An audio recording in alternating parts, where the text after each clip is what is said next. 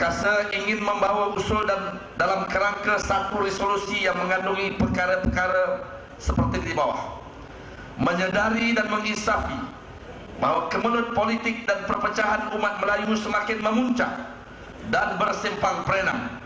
Kemelut politik dan perpecahan jika tidak ditangani dengan cermat dan dalam tempoh yang segera akan menimbulkan bencana dan kemudaratan besar kepada umat Melayu dan Islam seluruhnya.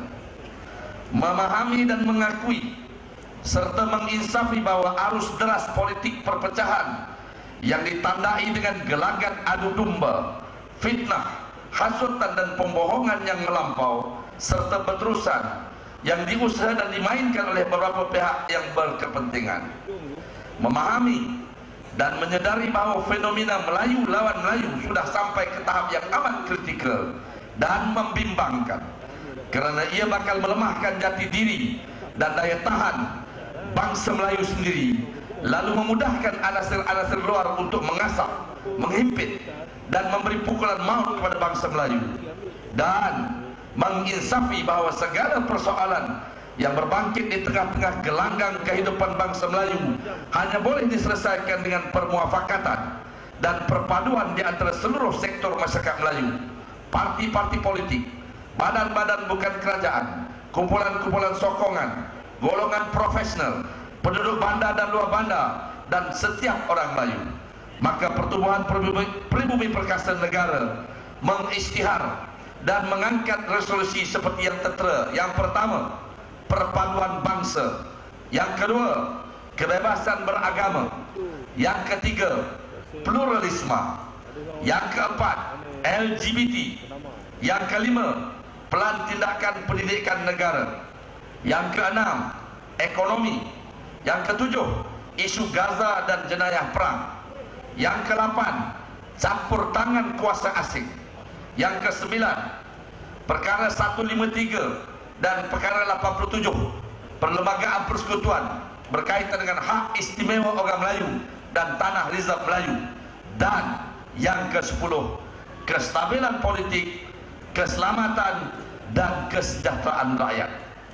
Perhimpunan Perkasa sempena persidangan agung kali ketiga pada hari ini dengan tegas menyuruh agar semua rakyat Malaysia yang layak mengundi supaya membuat pilihan yang betul dan tepat dalam pilihan raya umum ke-13 akan datang, demi untuk kestabilan politik, keselamatan dan kesejahteraan rakyat, dan bukannya berasaskan sentimen, emosi dan persepsi semata-mata. Pilihan yang betul bagi membentuk kerajaan yang kuat ialah dengan memilih parti yang telah mempunyai track record kecemerlangan mentadbir negara. Ini diperakui oleh sebuah agensi berpusat di Australia yang telah mengiktiraf Malaysia dari segi indeks keamanan global dengan menduduki tempat pertama di Asia Tenggara, tempat keempat di Asia Pasifik, dan 19 di seluruh dunia. Transformasi yang dilakukan oleh Yang Amat Mohamad Perdana Menteri jelas membawa kebaikan kepada negara dan kesejahteraan kepada rakyat, serta wajib disokong oleh semua rakyat di Malaysia.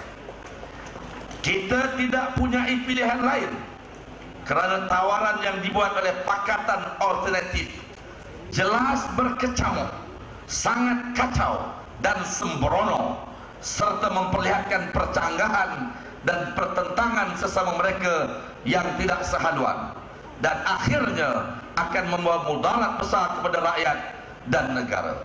Oleh itu, bagi menjamin kelangsungan keadaan stabil, selamat dan sejahtera maka kepada seluruh rakyat Malaysia, maka marilah kita sama-sama memainkan peranan dalam memberikan sumbangan dalam apa jua bentuk yang termampu bagi menentukan terbentuknya kerajaan yang kuat dengan mendapat sokongan majoriti 2/3, serta dapat kembali memulihkan kedudukan kerajaan-kerajaan negeri seperti sebelum PRU ke-12 yang lalu, supaya kerajaan di peringkat negeri dapat seiring dan sejalan, selenggang dan selenggok, senada dan seirama dengan kerajaan pusat, hingga manfaat kesejahteraan dan keuntungan yang akan kembali juga kepada segenap rakyat jelata. Apakah anda bersetuju?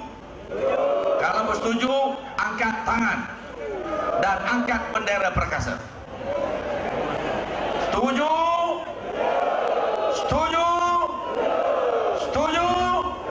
Maka kita terima untuk dipersetujui bersama dan dibawa ke peringkat yang berkenaan.